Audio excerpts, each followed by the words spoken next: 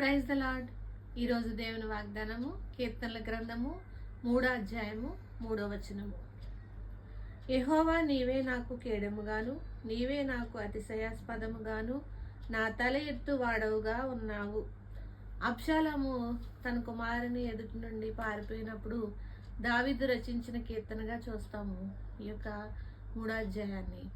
అంటే దేవుడు కొన్నిసార్లు మనము మనుషుల ఎదుట అతిశయపడే వారముగా ఉన్నామా, కానీ దేవుని ఎడల మనం అతిశయపడినట్లయితే కనుక దేవుడు మనల్ని అత్యధికంగా ఆశీర్వదించనై ఉన్నాడు. ఆయన మన యొక్క రక్షణకు కేడమనై ఉన్నాడు. అంటే మన స్థితి ఏ విధంగా ఉంది, మన రక్షణ ఏ విధంగా ఉంది, రక్షణ అనే స్థిరస్థానంను మనం కలిగి ఉన్నామా లేదా అనేది మనం ఆత్మ పరిశీలన చేసుకున్నట్లయితే కనుక దేవుడు అనేకమైన ఈవులతో తృప్తిపరిచిన దేవాది దేవునికి మహిమ కలుగును గాక.